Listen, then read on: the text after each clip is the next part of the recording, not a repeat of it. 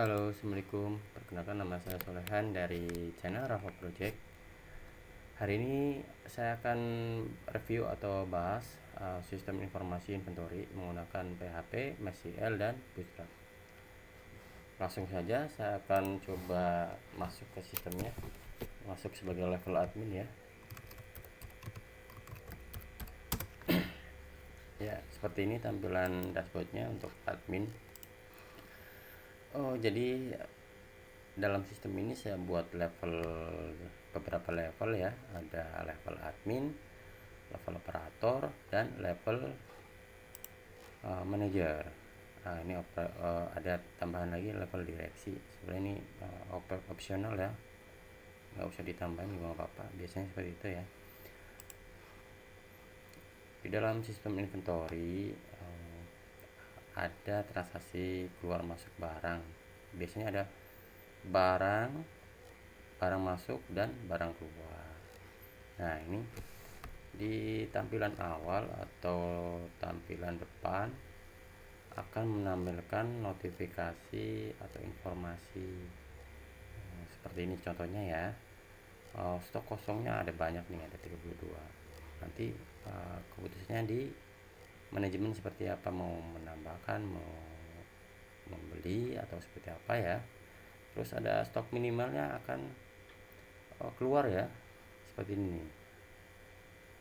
Jadi stok minimal itu apa? Jadi dalam suatu perusahaan biasanya untuk jaga-jaga ada barang yang untuk operasional sehari-hari dibuat stok minimal alokasi ya. Jadi ketika stok minimalnya udah melewati, dia akan notif keluar di tampilan awal, akan keluar statusnya jadi warning. Jadi ini si manajer atau yang membuat bukan membuat ya, manajer akan memutuskan seperti akan membeli atau seperti apa ya dengan adanya status warning seperti itu ya. Saya akan balik lagi di awal. Dengan adanya sistem informasi tentu banyak manfaatnya. Salah satunya adalah yang disebutkan di awal, akan keluar warning atau notif di sistem pada saat transaksi barang keluar.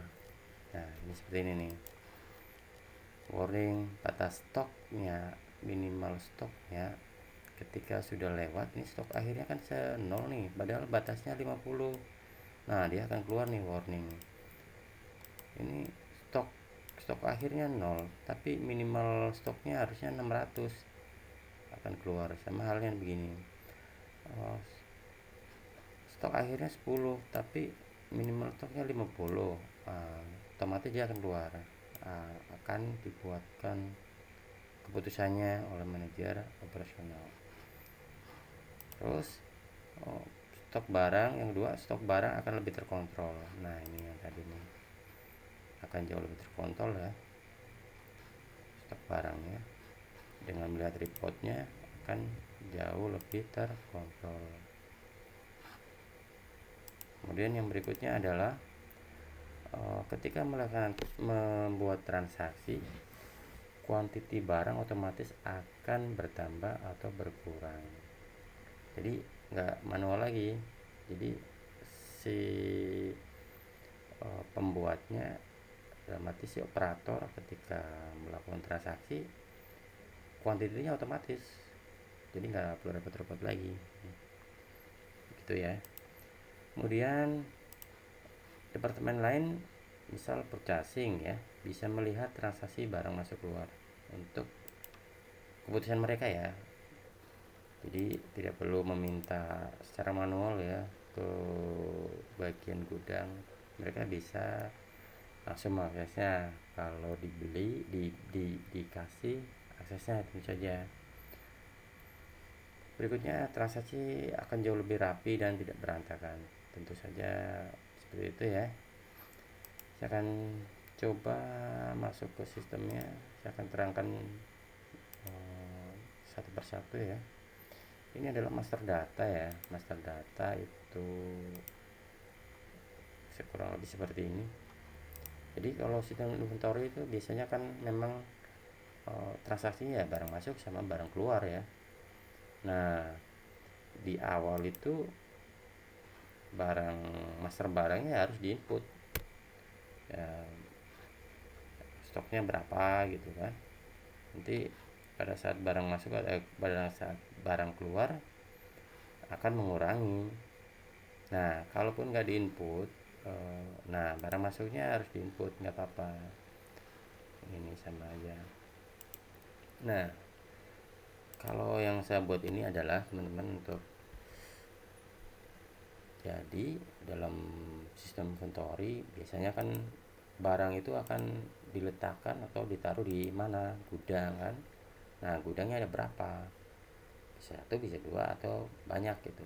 Nah, nanti bisa diletakkan di ini gudangnya lantai satu gitu, di lantai tiga. Nah, pada saat proses pencariannya mudah gitu, akan dikelompokkan masing-masing.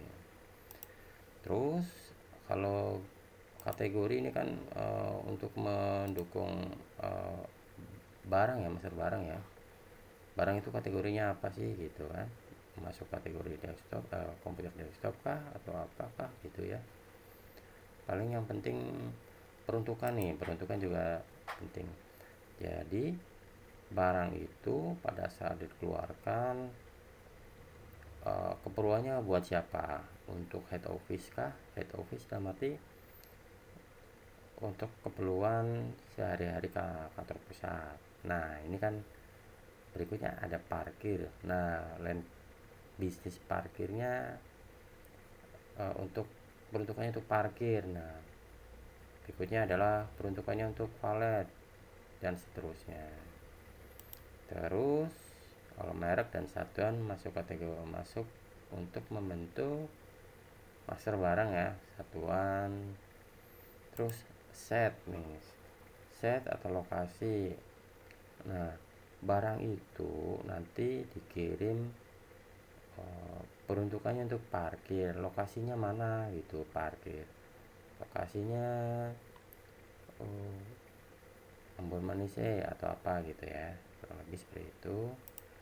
Nah, nanti di awal dibuat stok minimal barang, yaitu tadi untuk mereminder atau akan membuat warning di tampilan awal bila melewati stok minimal barangnya, dia akan warning gitu ya, kurang lebih seperti itu. Memang di awal di input, jadi barang itu stok minimalnya berapa gitu, 100. Nah, kalau di bawah 100 katakanlah ini 400, di bawah 400 katakanlah ada 300, nanti di tampilan awal kalau keluar warningnya gitu ya, seperti itu. Ini master barang ya. Nah, tentu saja master barang yang saya sebutin di awal ya, barang apa aja nih, masuk kategori mana, mereknya apa, dan stoknya berapa. Kalau memang belum ada stok pada saat uh, mas barang masuk, berapa jumlahnya nanti akan keluar di quantity barang. Terus transaksi berikutnya adalah barang keluar, sama juga ya. Nah, ini yang membuat DO ya. Jadi ketika barang di input, barang keluar, transaksi barang keluar, akan timbullah DO di sini.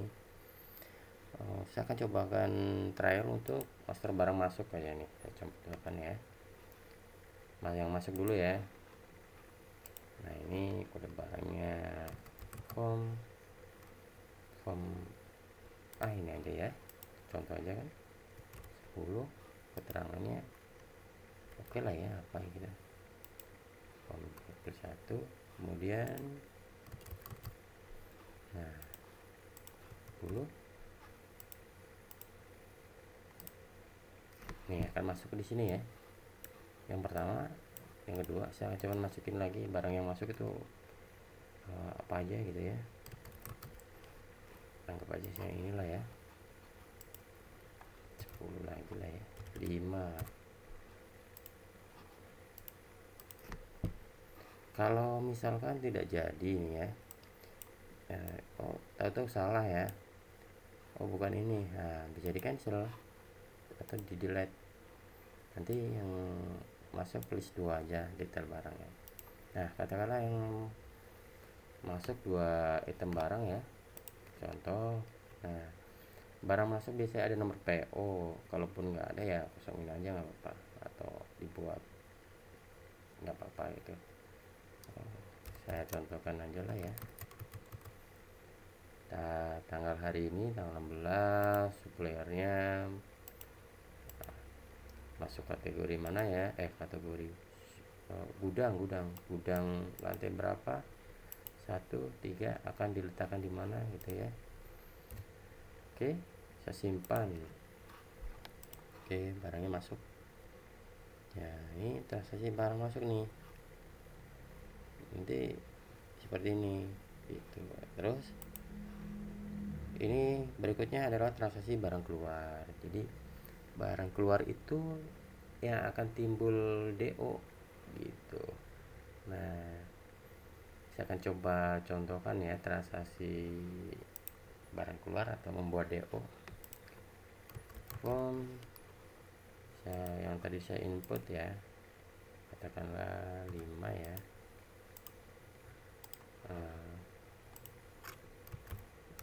Form saya buat 5 lagi ya.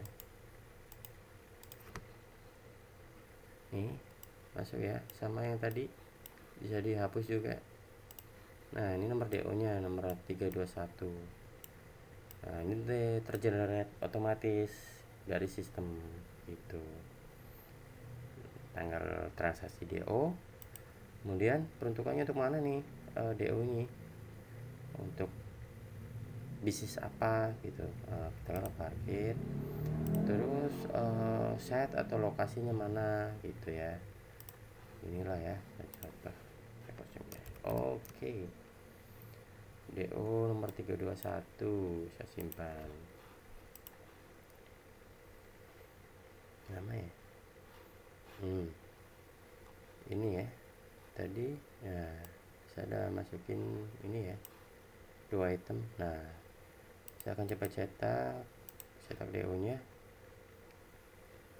ini seperti ini. Jadi DO nomor sekian tadi 321 garis miring EQP DO, terus tahun 2022, tanggalnya, peruntukannya, kode set. Nah, ini kode set nih untuk mana nih, Puja Resto, alamatnya Jakarta. Item barangnya tadi yang dikeluarkan adalah 555. Nah, ketika dicetak nanti si pembuat DO ini atau logistik akan menandatangani ini ya. Kemudian diserahkan ke operation manager, setuju atau enggak, approvalnya ke operation manager. Kemudian yang lainnya operation support ya, di lokasi operation supportnya siapa gitu, PIC nya siapa, kemudian diterima di lokasi SPV nya siapa. Ini yang butuh tanda tangan ya, penjelasan. Kemudian rangkap berikutnya nanti billing manajemen atau customernya gitu. Nah, yang tadi saya sebutin, jadi ada 3 rangkap. Rangkap yang pertama putih untuk logistik, yang merah untuk finance, dan yang kuning untuk billing manajemen. Tentu ini berbeda tempat ya, yang lain seperti itu ya. Oke, barang keluar yang akan timbul DO sudah saya coba. Nanti saya akan lihat reportnya. Nah, tadi ini apa nih, data barang, form. Nah, ini nih tadi ketika saya masukin transaksi ini otomatis ya bertambah ya. Nah, ketika saya keluarkan pun akan mengurangi kuantitinya di sini, kurang lebih seperti itu, otomatis ya. Nah, stok minimal barang, nah ini akan otomatis keluar. Jadi memang dalam suatu perusahaan biasanya ada minimal stok untuk ya operasional kalau nggak gitu akan timbul keteteran ya, berantakan. Makanya dibuat minimal stop gitu, kurang lebih seperti itu ya. Nah, nanti yang tadi saya sebutin ada barang masuk barang keluar, ini reportnya, rekapannya seperti itu ya. Oh, masuk ini ya. Oh, salah salah. Ini dia, ini yang tadi 321 saya udah masukin ya. Nah, kurang lebih seperti itu, ini nomor DO nya. Nah, ini untuk level admin ya. Level admin tentu saja bisa melakukan CRUD ya, semuanya ya, yang membuat ID-nya pengguna. Nah, saya akan coba masuk ke level operator.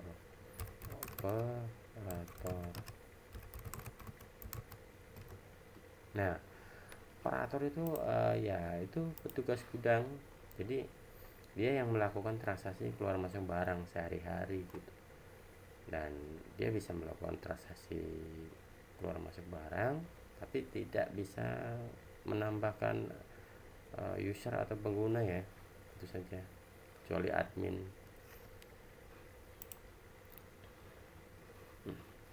Saya akan coba masuk ke level manager. Nah, level manager itu level yang membuat approval tadi ke operatornya. Jadi memang tidak bisa melakukan proses keluar masuk barang ya. Jadi ya cuman bisa melihat-melihat aja. Tapi tentu saja laporannya harus lengkap ya, dibuatkan seperti yang tadi. Gitu. Sama ya. Tapi memang nggak dibuatkan transaksi, cuman melihat-lihat aja untuk level manager ya. Nah, berikutnya level ini berbeda ya, bisa jadi untuk departemen yang lain, accounting atau apa siapa ya, tapi ini saya buat di direksi, bisa diganti ya. Nah, untuk ini jadi nggak bisa ngapa-ngapain, cuman bisa lihat report aja, laporan saja gitu. Jadi kurang lebih seperti itu ya ini. Nah, kurang lebih seperti itu ya. Saya akhiri aja untuk reviewnya. Terima kasih. Selamat malam.